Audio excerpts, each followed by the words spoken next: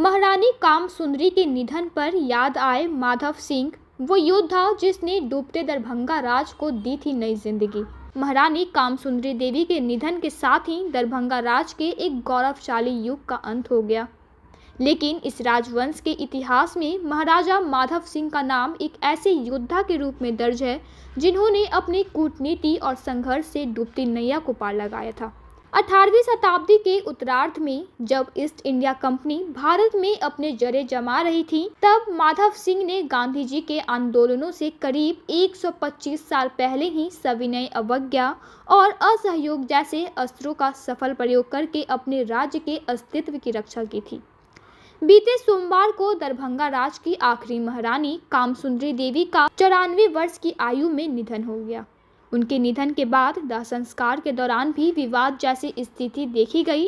हालांकि बिहार सरकार के मंत्री और स्थानीय प्रशासन की पहल पर महारानी का दाह संस्कार संपन्न हो गया।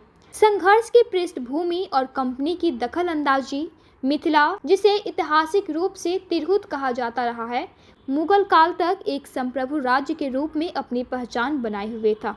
1703 ईस्वी में राघव सिंह के समय से ही इस वंश के राजाओं ने अपने नाम के साथ सिंह लगाना शुरू किया था।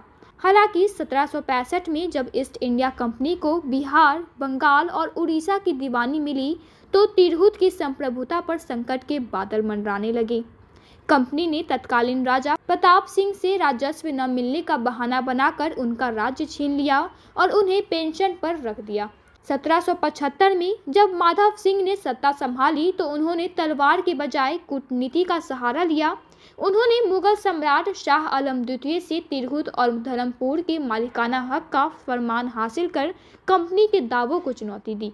संघर्ष तब और गहरा गया जब 1793 में तिरहुत के कलेक्टर ने स्थायी बंदोबस्त का प्रस्ताव रखा। माधव सिंह ने इसे ठुकरा दिया क्योंकि इसमें उन्हें संपूर्ण तिरहुत का मालिकाना हक नहीं मिल रहा था। इसके बाद कंपनी ने तिरहुत की जिम्मेदारी फयाजुद्दीन और बरकत खान जैसे बाहरी लोगों को सौंप दी। यहीं से माधव सिंह ने अपनी असहयोग नीति शुरू की। उन्होंने ऐसी योजना बनाई कि नए जमींदार राजस्व वसूली में पूरी तरह विफल रहे। कंपनी की सत्ता को चुनौती दिए बिना उन्होंने व्यवस्था को इस कदर ठप कर दिया कि अंततः 1800 ईस्वी में ब्रिटिश हुकूमत को घुटने टेकने पड़े और माधव सिंह की शर्तों पर ही उन्हें जमींदारी वापस लौटानी पड़ी। इतिहासकार डॉक्टर शंकर देव झा के अनुसार माधव सिंह ने न केवल आर्थिक बल्कि प्रशासनिक स्तर पर भी अंग्रेजों को मात दी थी। जब अंग्रेजों ने दरभंगा को अपना मुख्यालय बनाया तो माधव सिंह ने कड़ा प्रतिरोध करते हुए स्पष्ट कर दिया कि एक म्यान में दो तलवारें नहीं रह सकती। उनके इसी जुझारूपन के कारण ब्रिटिश प्रशासन को तिरहुत जिले का मुख्यालय दरभंगा से हटाकर मुजफ्फरपुर ले जाना पड़ा। उन्होंने अपनी न्याय व्यवस्था की स्वतंत्रता भी बनाए रखी, जिसका प्रमाण 1794 के उनके मुख्य न्यायाधीश सचल मिश्र द्वारा संस्कृत में दिया गया वह ऐतिहासिक निर्णय पत्र है, जिसे प्राचीन भारतीय न्याय प्रणाली का अंतिम दस्तावेज माना जाता है।